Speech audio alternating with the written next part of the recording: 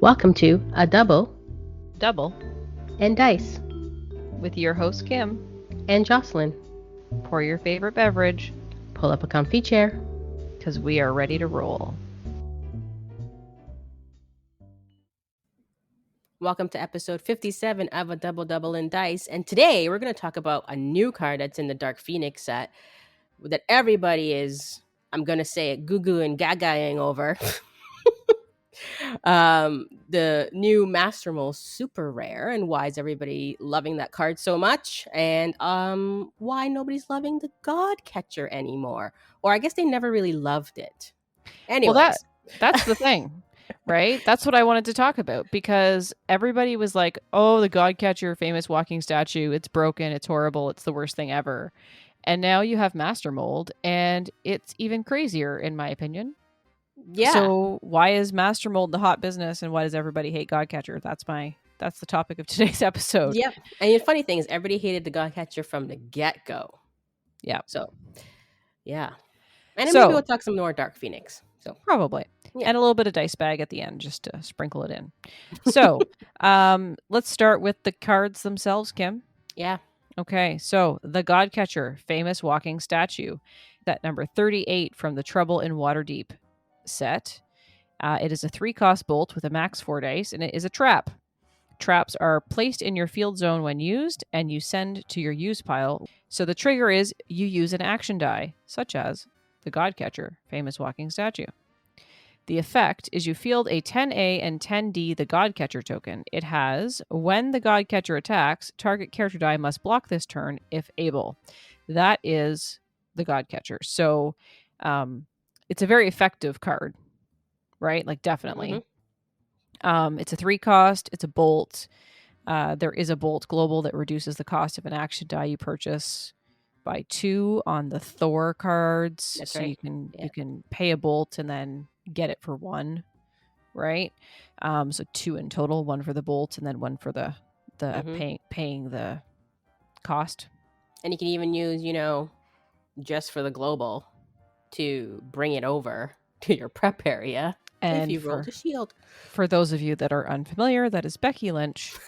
Any of her rarities has the shield global. Pay a shield. The first die you purchase this turn is placed in your prep area instead of your use pile. Okay? So there's lots of ways to make this very effective. It's very fast. I think part of the reason that people were sort of anti-Godcatcher is because, first off, it's a 3-cost. It's very low cost, right? Mm-hmm. It's very easy to get to, especially when you have those tools that we just talked about.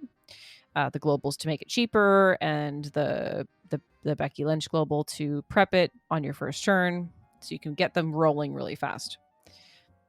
And then you have these 10A and 10D Godcatcher tokens. So yeah, it's a big token, right? And tokens are challenging. They're hard to deal with in a lot of ways because you can't re-roll them. Right. You can't spin them out. Nope. So you have to KO them in some way. And there are ways to do that, but it takes a little bit of tech, right? So a lot of the control we have today doesn't work on the Godcatcher. Well, you can intimidate them out and they will go away. You can, but getting your Intimidate to line up is challenging, particularly if you're trying to do it on your opponent's turn, when your opponent has the Godcatcher token in the field. It's very challenging to field things on your opponent's turn. It's not impossible, but it's challenging, right? Right. So there's that. So that's the Godcatcher. It's very effective. It's won several online tournaments. There's some pretty effective lists of that going around, of team builds, including the Godcatcher famous walking statues. So it's effective. People are using it for competitive events, but everybody hates it. Like, we hear all this stuff. Oh, it's so horrible. It should be this. I myself have said it should not be a max 4. Yeah. So, I don't think I've ever played it, actually. I've never played the Godcatcher. I put a team together not long after it first came out, and I tested it out. There was it was back in the days when I didn't go to bed super early, and I stayed up for a weekly dice arena that was a red event, like a competitive level event. And I wanted to try it out, so I tried it out. And I played it once or twice against Rob. And it's not a fun team to play. It's easy team to win with, but it's not a fun team to play. It is also not infallible. So in that weekly dice arena, I played 3 rounds, and I won 2 of the 3, but I did lose to a very focused, wide strategy sidekick team that was being played by Jackalope Spam. And those things happen. So it was certainly not the most optimized list either, but it was something to work with. So yeah, so that's the Godcatcher. It's, it's effective, but everybody hates it. And now here we are. It is April 2022. And 2 years ago, this master mold was spoiled. And was it spoiled? I don't remember. Well, then was. again, I don't look at spoilers, so. This was spoiled like a long time ago. Master Mold Endless Sentinels is the card. It is set number 147 from the Dark Phoenix Saga, which has now arrived on North American shores. And even Kim has Dark Phoenix Saga in hand. I got mine. And Kim pulled this card. I did. So Kim has in her hot little hands a Master Not right Mold. now, but no, but just in general. Yes. Endless Sentinels. Now he is a 6-cost shield with the villain affiliation with a max 4 dice. And he says, when fielded, when Master Mold attacks, or when Master Mold is KO'd, place a Sentinel token with 5A and 5D into the field zone. And his stats are, I can't read them on my thing. What are they? 155. Yep. 266 and a 388. Okay. So he's got good stats. Right? Yeah. And you don't need him on the big side. You just need him on the little side with the 1 fielding cost. Because you field him and pop, there's a Sentinel 5A, 5D. Right? Then you move into the attack step. Pop, there's another Sentinel 5A, 5D. Now that one can't attack that turn. Correct. But it'll be there for blocking for the next turn. Mm-hmm. Right? And then either Master Mold gets KO'd by your opponent because they block, which is probably silly for them to do, so they probably wouldn't do that. So instead, you play your Dark Phoenix Global that's on your team, which is pay a bolt and KO target character die you control. Pop! And there's another Sentinel token with a 5A and 5D. So you fielded this guy, you KO'd this guy, and you have 3 5 attack, 5 defense tokens in the field zone. That's gross. Like it's, and then you just keep doing it again next turn and next turn. And then you field him next turn. Pop. You attack with him next turn. Pop. Right? Like it's not going to take too long for you to just completely overwhelm your opponent with +5 attacks, +5 defenses. Yeah. And, 4 of those unblocked will win you the game. So, and he's a 6 cost, yes. A 6 cost is a little harder to get to than the 3 cost bolt that we just talked about. But you can get to it. But you can get to it pretty easily, especially in set. So just even in set without building something super competitive, and I'm sure there are people that have built the super competitive lists already. The Dark Phoenix Global, you pay a bolt and he becomes a 4 cost. Right? If you pay a second bolt, he becomes a 2 cost.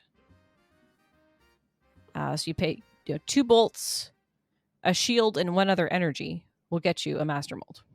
As long as you have 2 characters to KO in the field. Right. Yeah, right? You must have a character to KO. Yeah. You have to have a character to KO to use the Dark Phoenix Global. Yeah. But it can just be a sidekick. It could be a Master Mold token. Yeah, true. You could KO that. If you had a Master Mold in the field, you could KO that Master Mold to create another token in order to make your next Master Mold cheaper. Rotate your Master Molds. It is crazy. And then you start adding in other ways to get things cheaper, like globals or when fielded cost reductions or something like that. And it just gets insane. Like it's just really, really crazy. So I'm trying to understand because I am confused. So why, dear podcast listeners, Kim and Jocelyn have the question. Why are you goo goo gaga over Master Mold, and why do you hate Godcatcher? Because in my mind, they're basically the same thing. Yeah, they're both tokens based. They both produce tokens. One is higher A than the other, sure. Okay, Master Mold, yes, you can get more tokens out of it than you could a Godcatcher, right? Field it, attack with it, KO it. You get that. Okay, swarming galore of tokens. But yeah, I don't understand. Like, it's so easy to trigger Godcatcher too. Like, there's cheap action dice out there that you can buy to trigger. Like, And I think that it's worse. I think Master Mold is worse than Godcatcher because the more is. you The have, more the you can harder get. it is to block. Technically, if you do it right, you can get 3 each turn. Yeah. If you can field it, attack with it, KO it, all in one turn, that's 3. Do it all over again, hoping he rolls back, that's another 3. Mm-hmm. Right. Or you can just keep it and just keep attacking with it. I don't know. But I think it depends what you're going up against. But, yeah. you know, it's going to be really easy to get those. And, I mean, I don't have one. I'm not a big fan of proxying, so I haven't played it. But maybe Kim will lend me hers so that I can put a team together and try it out. It'd be interesting to actually face these two teams. Like, Maybe there's one Master in Mold my versus packs that I Godcatcher. haven't opened yet. I know. I can't believe you still I have 5. 2 boxes. 2 boxes. That's 16 packs, and she's still. I have 5 packs left. Okay, but still, I'm surprised you kept it this long. Well, we've been playing with them. Yeah. So anyway, that's a side conversation. We'll get back to that in a minute. So yes, so we would like to understand why the infatuation with Master Mold and the hate for Godcatcher. What is the difference? I'm sure there's lots of people that hate Master Mold too. Like I've heard people talking about how gross it is, right? Mhm. Because you're just getting so many tokens. So we want to hear from you. We want to know what the deal is with Master Mold, what the deal is with Godcatcher, why one and not the other. Is it just the competitive meta that you're worried about? Do you think you'll see more Master Molds than you'll see Godcatchers? Like, I don't know. Next Right? tournament, I'm bringing Godcatcher. Next tournament that Godcatcher is legal in? Yeah, hopefully. Yeah. I will bring a Godcatcher team. And maybe if it's 2 team tip down, how about I do Godcatcher in one team and Master Mold in the other team, and everybody would hate me. Oh, people are 100% going to do that, Kim. Oh yeah. And the thing though is, you said like playing Godcatcher is not fun. How is No. playing Master Mold going to be fun if it's technically almost the same thing? Like, okay, I get that there is a competitive level meta where the goal is to win as quickly as possible, Mm-hmm. right? And there is something to be said. It is fun to win, particularly in a competitive environment, particularly if there's like super cool prizing on the line. But I still want to have fun playing my team. Yep. Now, this is coming from the person who went to her first national tournament with a super rare Wanty team, which was when you purchase action dice, you deal a damage to your opponent or to character dice, and that was gross. And I'll be honest, it was not a super fun team to play, but I was still learning the whole competitive thing.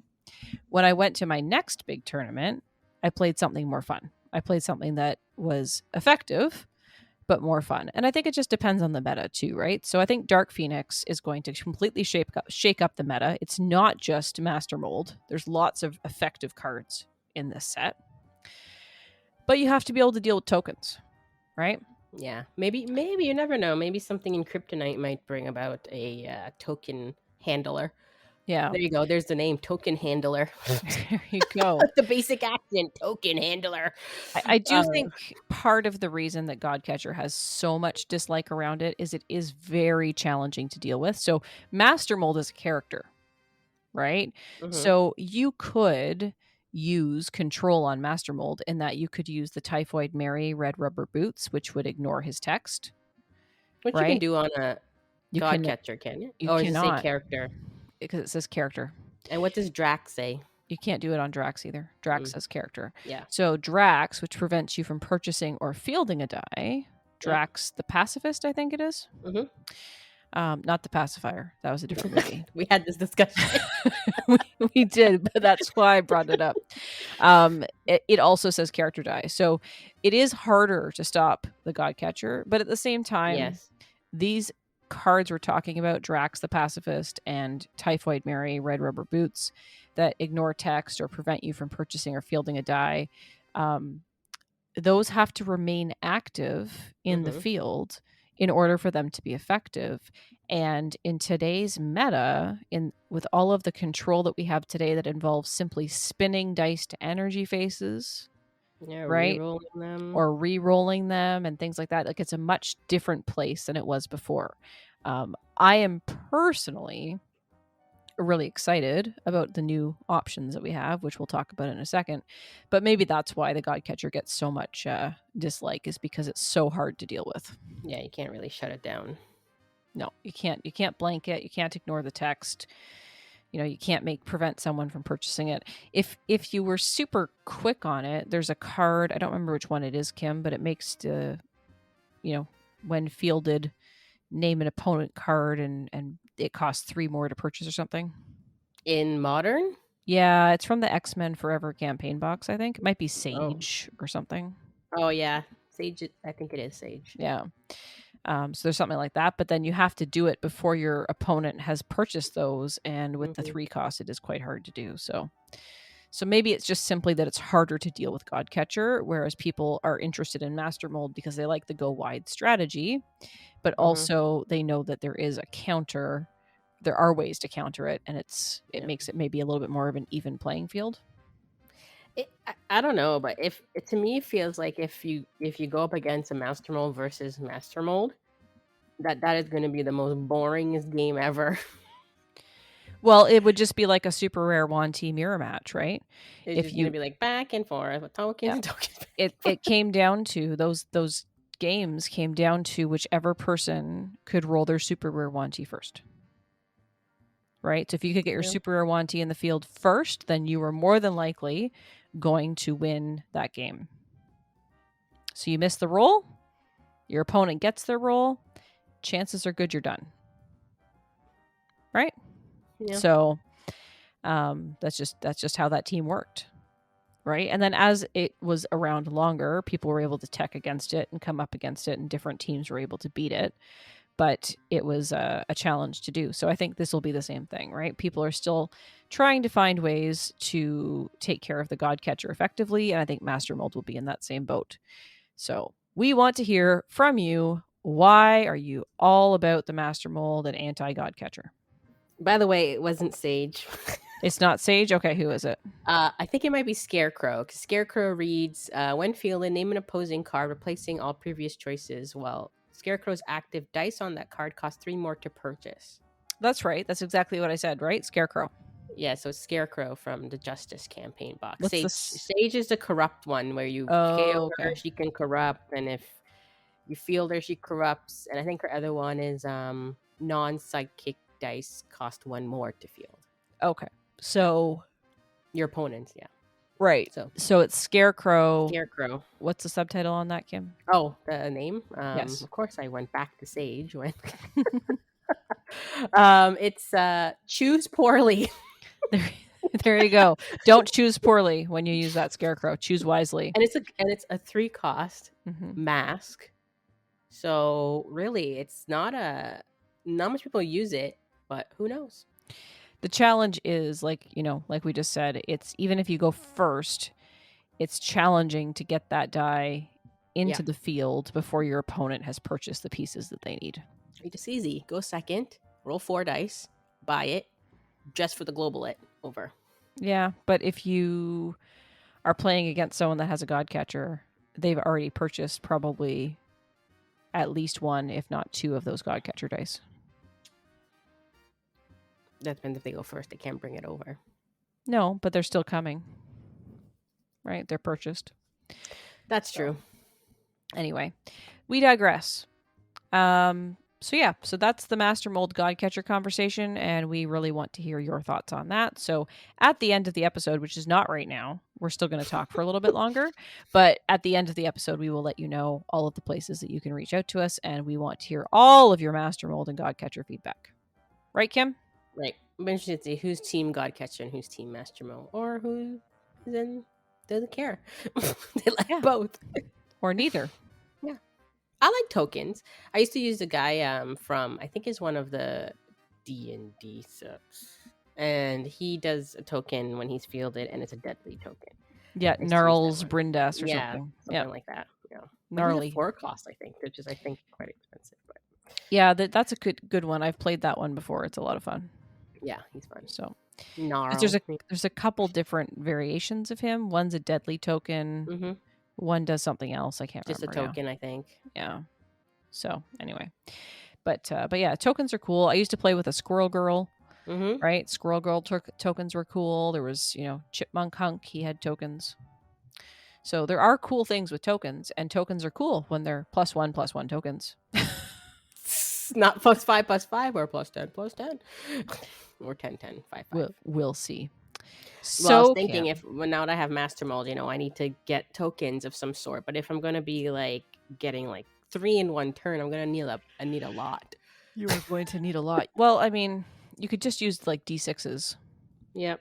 right, and put them on their 5 sides. They're 5 attack, 5 defense. Yep. I was gonna get a bunch of meatballs. Then it would look really cool. That'd be fun. Yeah. Yeah. So cool.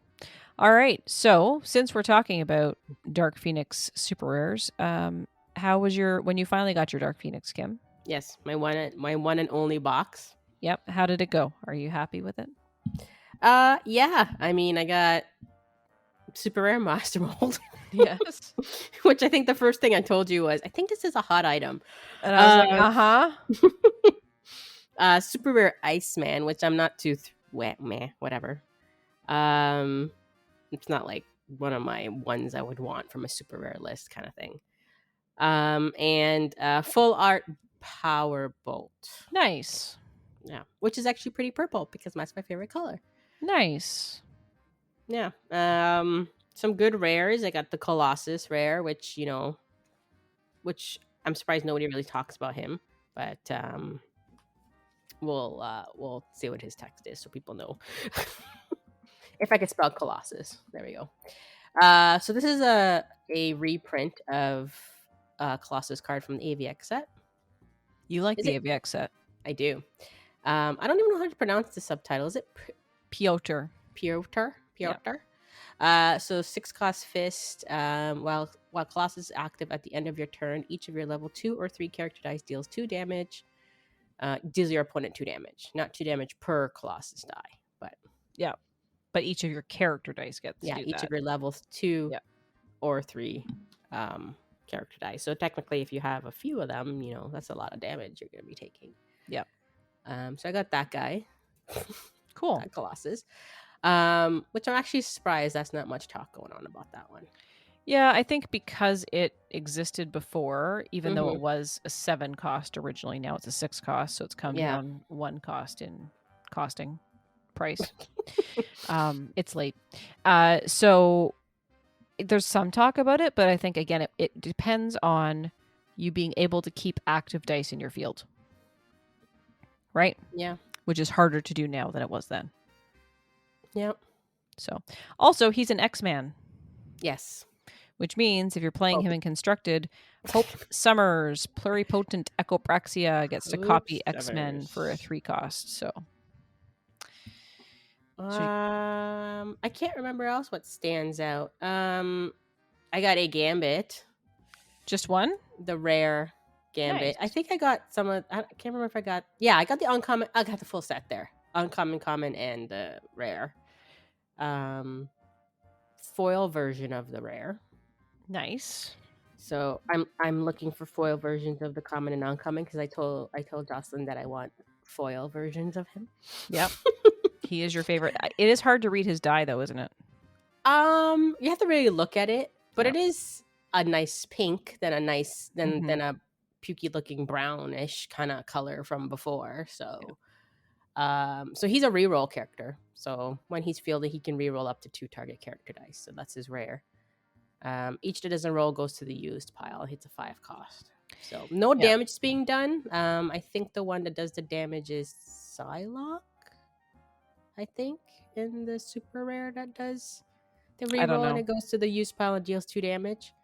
But he does not. He just rerolls 2 target character dice. So Kim, you would love this. Tonight, as we are recording this episode, earlier tonight, Rob and I got online onto the Twitch stream over at Dice Station Zebra, and we did a sealed game. And Rob got the Gambit pack. Have you seen the Gambit pack yet, Kim? There's a Gambit pack? Common, uncommon, and rare all in one pack. Oh. Yeah. So 2 of his were foil. The rare and I think it was the uncommon, but don't quote me. You'd have to ask him. Okay. Or you could actually go to Twitch and watch the video. we opened the cards on stream, and it will be on YouTube later. But yeah, so there was a Gambit pack. Yep. So Interesting. Yep, 2 of them were foil. 1 was the rare though, and you already have the rare foil. So Yes. Yeah. But I'm sure that people out there will be interested in trading for foils and trading you foils because you like Gambit.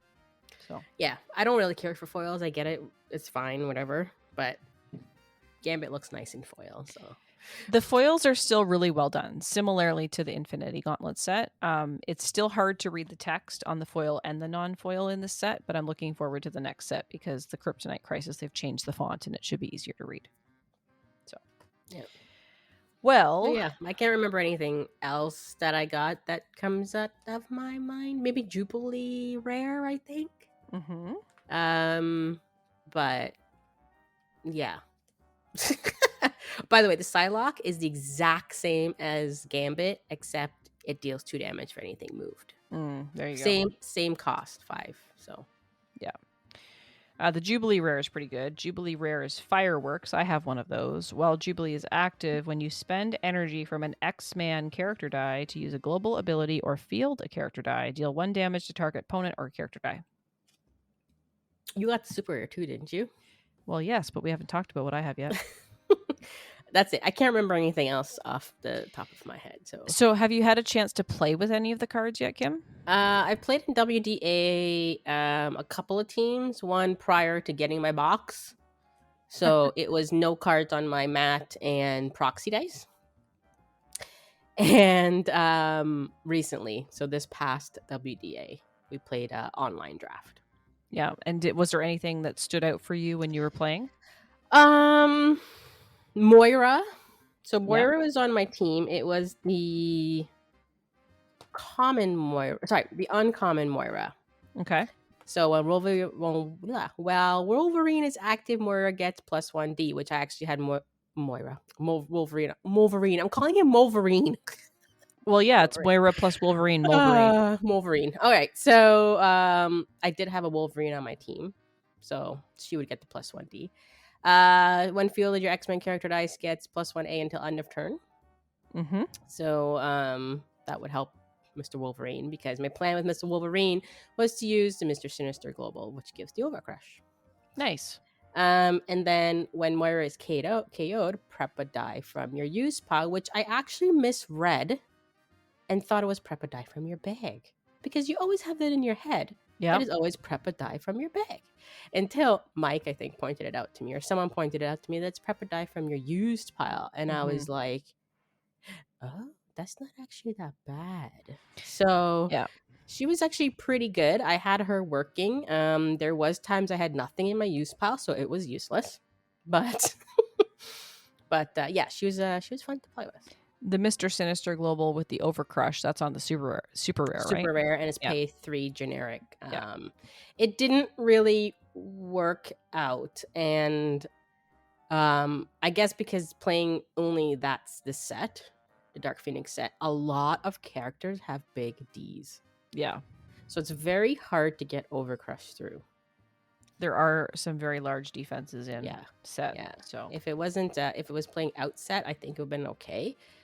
But it didn't work out for me. Like, it didn't happen because a lot of stuff went up against him and they had big Ds. So yeah. Cool. Decan was another one. Yeah, all the rarities of Decan are good. I don't know all of them, but the one I think I had was the common one, which is very similar. When he attacks, you prep a die from your use pile. Yeah. Yeah, that one's good. That's Decan Emperor. And then the rare is Decan Macron Crystal. And when he's got the same ability, when Decan attacks, prep a die from your use pile, but then he has more text. It says, while a Decan die is in your use pile, you take no more than 7 damage during an opponent's turn. Further damage is reduced to 0.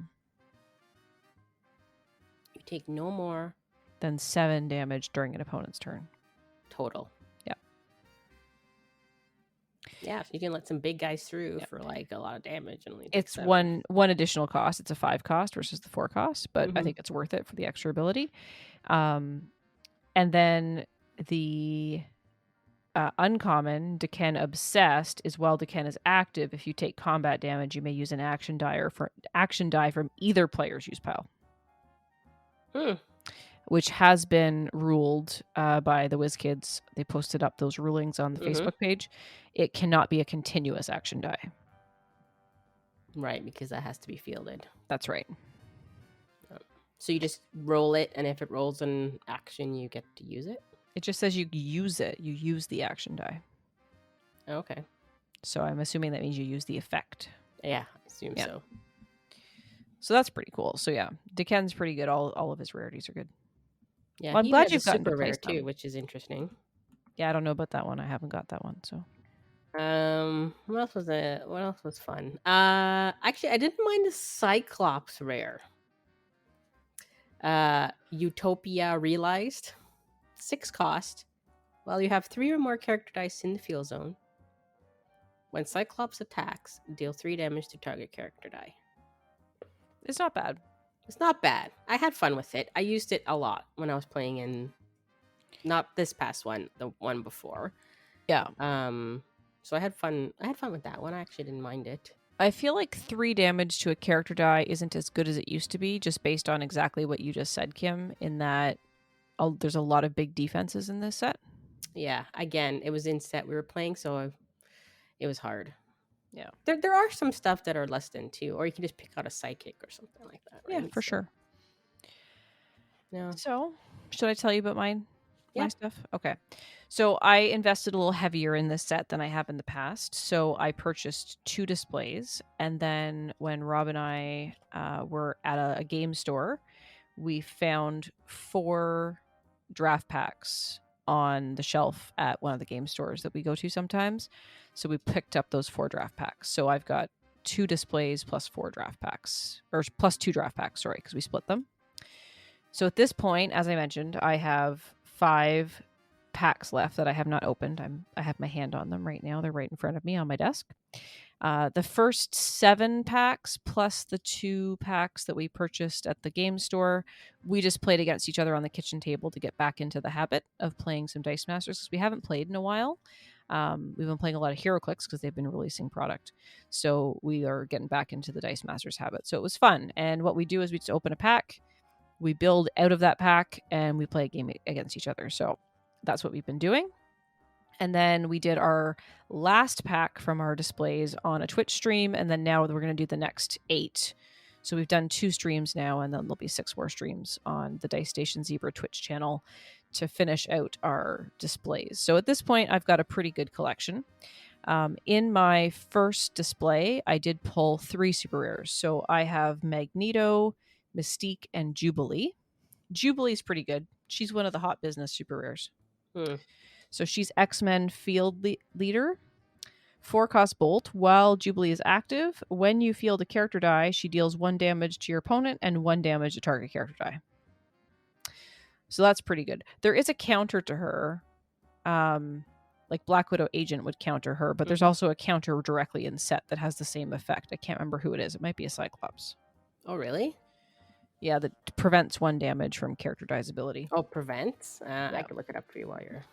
I have Magneto, founder of the Brotherhood. He has a 6 cost mask, and he says, while Magneto is active, when one of your Brotherhood character dice is KO'd, KO target opposing character die. So that's pretty good, especially in set, because you can just KO on command with the Dark Phoenix Global as long as you have a bolt.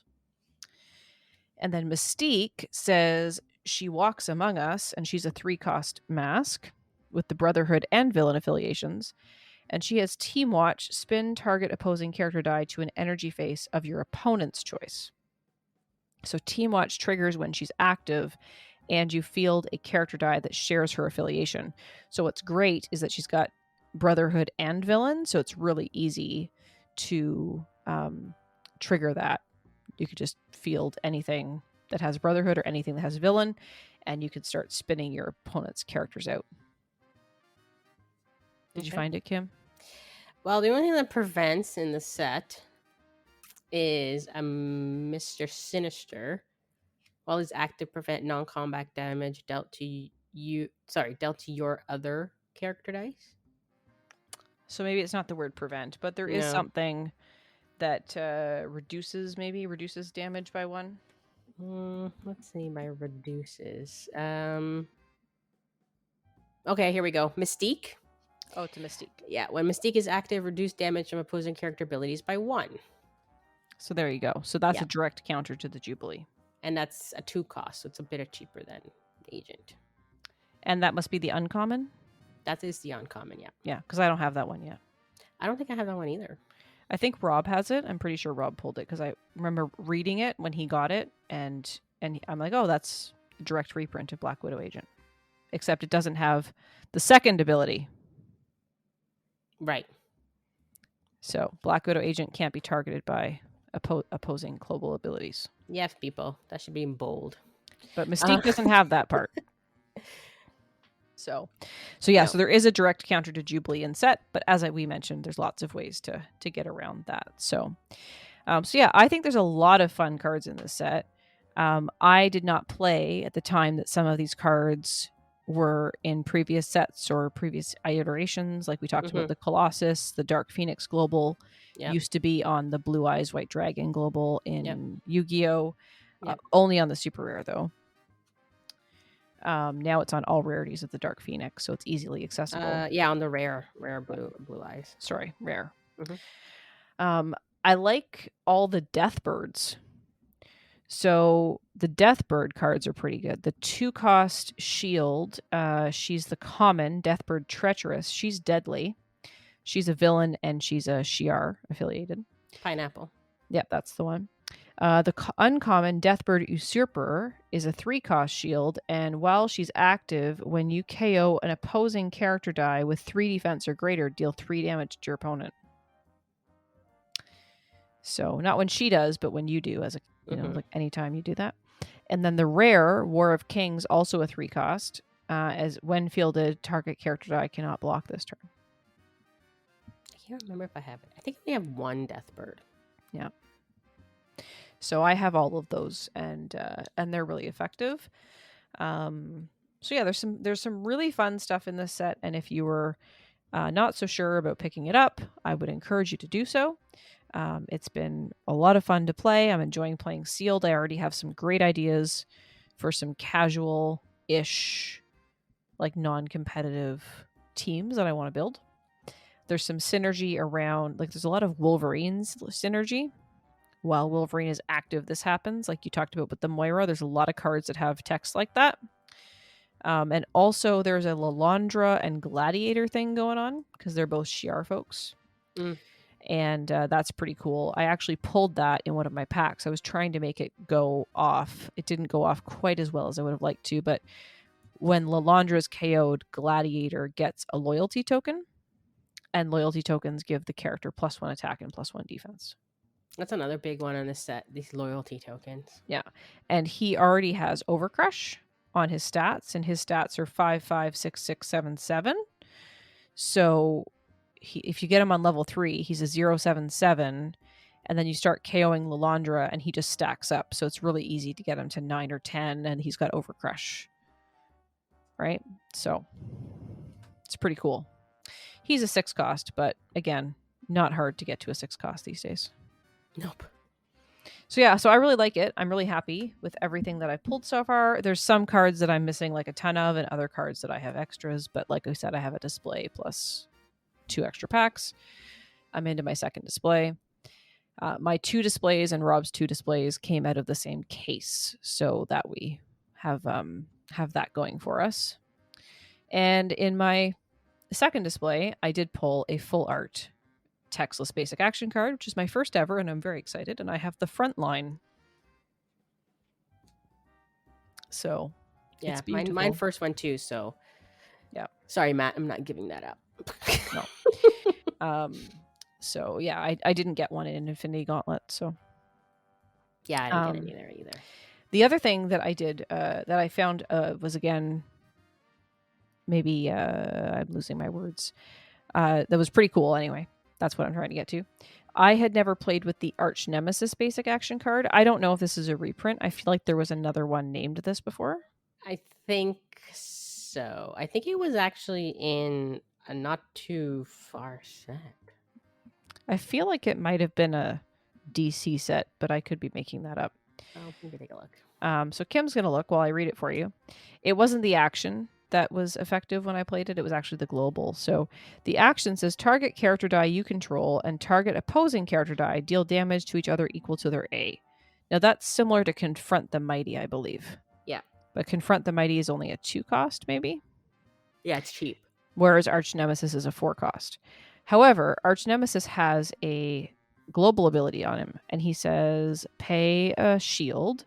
Target character die has D equal to its A until end of turn. So that was really effective in the game that I just played because I could pay a shield when I was, in the attack step. Let's say my opponent was like, oh yeah, I'll block with this, 5/7 character, and I'm attacking with like a 5-something character, 5 attack. And I just paid the shield. I'm like, oh, well, your A is now equal to your D, so your D is no longer 7, it's only 5, and you're KO'd. So that could be effective, particularly, Kim, with that overcrush you were talking about. Yeah. And how it was hard to overcrush because of the big defenses, but not everybody has those big attack stats. Yeah. So the Arch Nemesis global for the cost of a shield can help you do that, because if you reduce the defense, then you get more overcrush through. Yeah. So Arch Nemesis came up in 3 sets. So Dark Phoenix, Thor, and Amazing Spider-Man. So not a DC set then. No. No. I like how you called it he when it's a basic action, but there is a he on it. Well, it looks like it's Wolverine and I don't know, Sabretooth. That's a funny looking Wolverine though. Well, it's a different looking Wolverine. I'm not even sure that's Wolverine. It's Wolverine. He's got the claws. Yeah, but that his face doesn't look like he has a mask over his face. Yeah, Wolverine wears a mask. And not in the movies. No, but it's not based on the movies, Kim. It's based on the comics. I know. I think it is, but it doesn't really look like him to me. Wolverine is wearing a mask in the card in set. He probably is. I'm looking at it right now. In the comic books, he does. Yeah. Yes, in the comic books, that's what he does. Yes, in the movies, they don't wear masks as much because they want their faces to be visible so that they can do facial expressions and stuff. Mm. Or does not look pretty. Yeah. Also, they just made his hair look like his mask. That's right. Yeah. So, anyway, with the wings, his hair wings out like the mask does. So anyway, so those are my prizes so far, with 5 packs left to open and no super rares out of this display yet, just the frontline full art basic action card. So what are your super rares again? Jubilee and Magneto and Mystique. What does the Mystique do? Oh, the Mystique is the good one. She's got Team Watch, and she's Brotherhood and Villains. Oh, okay. So when you field a Brotherhood or a villain character die when she's active, then you get to spin target opposing character die to an energy face of your opponent's choice. I don't care what my opponent chooses. It's spun out. It can't block now. So what if they spin out like a psychic? Then they choose the energy they want. Yeah, but you'll pick a sidekick over their actual good dice, so. I wouldn't pick a sidekick over their actual good dice. Oh, they don't get to choose which one they spin down. I choose which character they spin down. They choose the energy face. Ah. Yeah. So, and she's a 3 cost. So she's good. And then there will be, hopefully, 2 more super rares minimum in my display. I know some of the displays have 3 super rares and a fat back, so we'll see. But I have 5 displays left open, and we'll find out. So if you want to find out along with me, I'm going to plug the Dice Station Zebra places. So Rob and I are doing the pack openings and games on Twitch, so twitch.tv/Dice Station Zebra. And then we are uploading the games to our YouTube channel, which is youtube.com/Dice Station Zebra. So you can join us there, and it's no longer just HeroClix content. We've got Dice Masters content too. Yep. I find that it is easier to get a fat back in Dark Phoenix set than it was in Infinity Gauntlet. Yeah, it does seem like some of the displays have 2 instead of 1, which Infinity Gauntlet 1 was the standard. Not the displays, the cases. Mm-hmm. But I still didn't find it. Like, I found like a lot of people are getting them though. Like Well, yeah, from because last time. the case that Rob and I had, it had 2 in it because he got a mutation. But then he get mutation from the winning pack. He did, so he has 2 Yeah. full art mutations now. Oh, really? Yeah. So I think we're gonna trade one, but yeah. So he got a mutation. I got the front line. Both of those are full arts, and we've heard of several other people, Laurier included, from our own DM North. He got 2 full art basic action cards in his case. So Interesting. Yeah, it's much easier to get, I find. they're a little bit But, easier to get, for sure, yeah. but they're still beautiful and they're still coveted and they are still nice trade fodder for collectors. Yep. I'm looking forward to Kryptonite ones. I am. Yeah, for Blow sure. me out of the water. Yeah. So I'm looking forward to getting some constructed games in, and I'm looking forward to playing some Dice Masters with you, Kim. I know it's been a while. It's been a while. We should get together and play some Dice Masters because we can do that now. Yeah, we are still waiting for upkits to come in. We have not gotten our hands in Canada yet. No. Well, there are some in Canada. We just haven't gotten ours. Yeah. And supposedly trying to order another Dark Phoenix display is tough as well. Yeah, I have heard that the distributor is currently sold out. So hopefully they will restock and we can get some more in, because I know that my local store is trying to get some product in to support some draft events. Mm-hmm. And they were told that they had an OP kit and then it didn't arrive. So I don't know what's happening there. But we want to get the OP kit. We want to run some draft events. And I've got some folks that are interested in learning. And some folks like you, Kim, that'll just come out and play because it's fun. Yes. So, so we're patiently waiting, and hopefully, I'm sure it'll all get sorted out. We'll get it. Yeah. So yeah, so that's kind of it for Dark Phoenix. I have a couple of ideas for my Out of the Shadows articles. Oh, it's coming back. I will. Yeah, well, I write them when I am inspired. So we have product now after 2 years, so I am a little bit more inspired than I have been for the last little while. It actually hasn't been 2 years. I wrote my last article, I think, in January of 2021. So it's just over a year since I put one out. Mm-hmm. 15 months. A year plus. Yeah. So I'm going to try and get some articles out in the next little while as I identify cards that are interesting that no one's talking about. And unfortunately, Kim, Colossus Piotr is not going to make that list. No, I don't. I know it won't, but I'm still surprised that nobody's talking about him. Yeah. They're not talking about him as much as you thought they would, right? I gotta go fill out Matt's sheet of the what's going to be the thing for Dark Phoenix, where people think it's going to be the meta cards. Master Mold. Yeah, I'm sure that's on there. I'm gonna put ones that are that's like under the radar. Well, that's the way you should do it. Yeah. So cool. All right. Anything else on Dark Phoenix today, Kim? No. All right. So should we jump into the dice bag? Yes, which we have. It is a sprinkle. It is the grand total of 1 comment. Yep. From sprinkle. Everyone's fave hero, Donnie, on the YouTube. And Donnie commented on our episode 56, which was, in fairness, there wasn't a ton of Dice Masters content. We chatted a little bit. We just had a bit of a conversation about how things were going with each other, that Kim didn't have her product at the time. We talked about the Batman. It was just a chatty conversation. So it was good. But Donnie says, I have to say, I don't understand the not phoning thing. My wife is the same way. I always call. So Kim was talking, we were talking about how Kim doesn't phone places. She just like texts and emails. Yeah, I even like I would be downstairs in the basement and my husband would be upstairs, and instead of just going upstairs, and I will text him. So can you tell me what this is? Or I will not go upstairs. Yeah. What's the point when I can just text him? Yeah.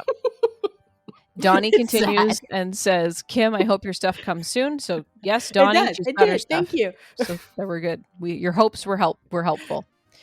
Donnie says he's gotten most of a set now, just missing a few rares and the super rares. Mm-hmm. Playing this set is really fun in set. In my 4 displays, he got a Rally Fatback, which is full art textless basic action card, and he was stoked. I would be too. Really? 4 displays? Yeah. And he got 1 Fatback? Yep. Interesting. Yeah, I think the 2 is an exception as opposed to a rule. Mm-hmm. He says, I always try to bring players around by giving them stuff. I think it helps the community that we play with. He also said the common Phoenix is super fun. I had a few times I KO'd X-Men and pushed for 8. I was loving it. So I think, is he talking about the common Phoenix or the common Dark Phoenix? Yeah. Because there's both. Yeah. So I think he's talking about the common Dark Phoenix because the Phoenix has a when fielded deal 3 damage to target character die. And he's talking about KOing X-Men. So that would be the Dark Phoenix. That would be Malevolent. Dark Phoenix costs 1 less to purchase if your opponent has an X character on their team. When fielded, KO target character die. If it's an X character die, deal your opponent 4 damage. And her stats are 155, 277, 388. And I think we talked about her on the last episode as well, because I was talking about how I had played with her against Rob at the kitchen table, and I lied. We got more feedback. I just remembered.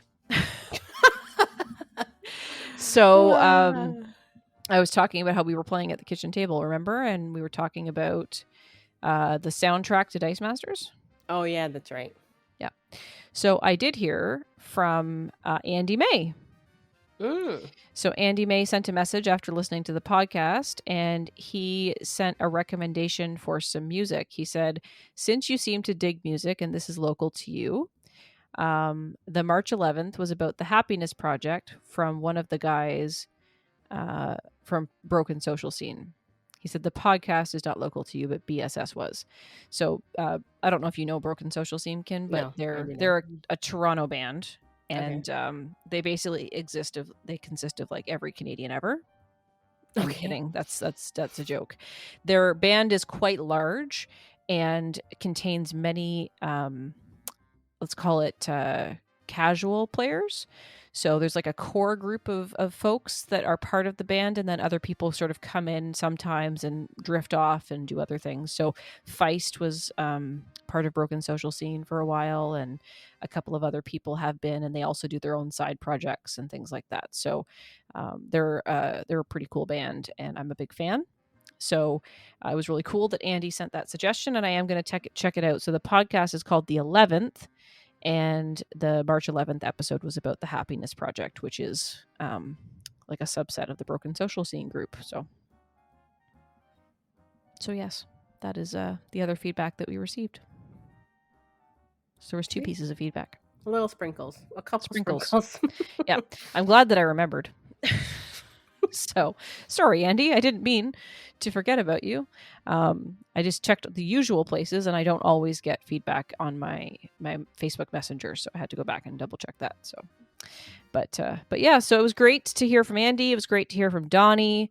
I'm glad folks were listening to the podcast. We hope that you guys are enjoying listening to this. And again, like we talked about at the beginning, don't forget to tell us why Master Mold is the hot business and why you hate Godcatcher. So before we get to the end, Kim, anything else? No, I think I'm good. Okay. So do you want to tell us where you can play Dice Masters online if you can't play in person yet? Yes, you can play Tuesday nights at 9 p.m. Eastern over on dmNorthTV Twitch for weekly Dice Arena. And you know what? Go me. I have themes up until, are you ready for it? I'm ready.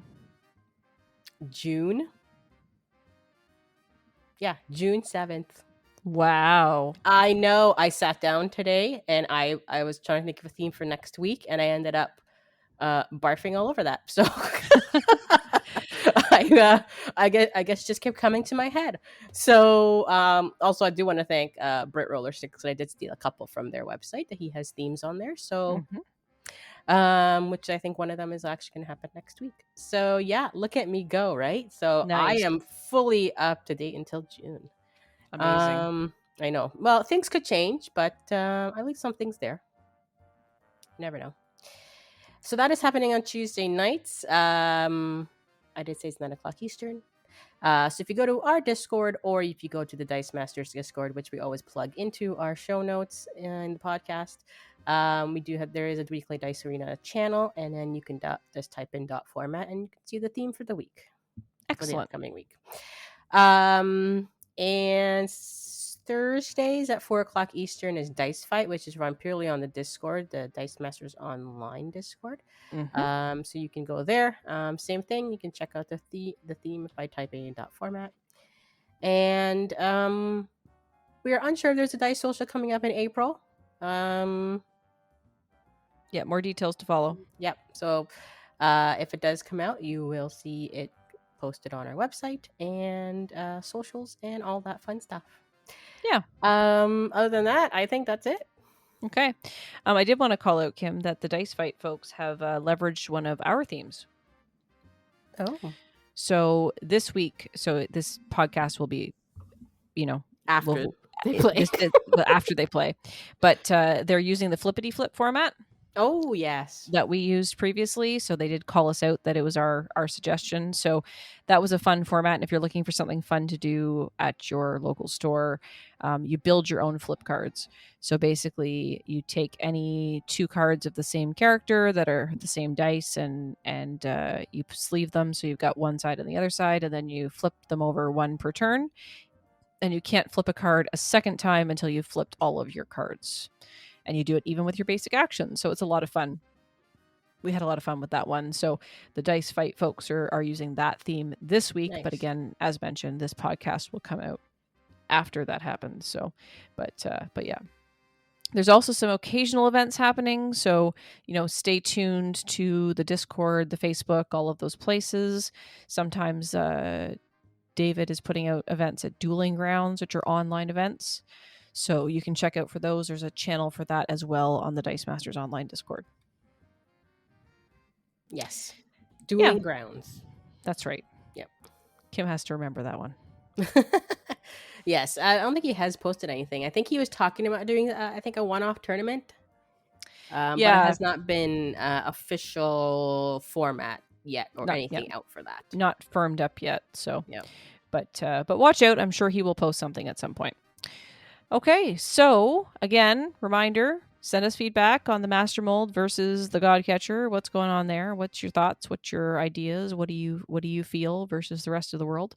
And also, are there any super rares that you have pulled or any cards that you think are underrated in this set that people aren't talking about and you want to share them with us and we can chat about them on a future podcast? We'd love to hear from you. So here's all the places that you can send us this information and anything else you'd like to send, like suggestions of podcasts or bands that we should listen to or anything else like that. So you can, first off, send us an email at triple-dpodcast@dm-north.com. You can go over to our website, dm-north.com, and you can leave a comment on our episode post. You can also find us on Discord. Kim is at SuperK. I am at JoceStitch, J-O-C-E Stitch, if you want to direct message us. You can also pop into either the DM online Discord or our own dmNorthTV Discord and at us there so that you can... so we know that you've sent us a message. And also on our own Discord, you can go into the A Double Double and Dice podcast convo channel and be part of the live chat around the particular podcast when they come out. Also, as Kim mentioned, we have the Twitch channel, twitch.tv/dmNorthTV, and you can also find us on YouTube at youtube.com/dmNorthTV. So until next time, on A Double Double and Dice.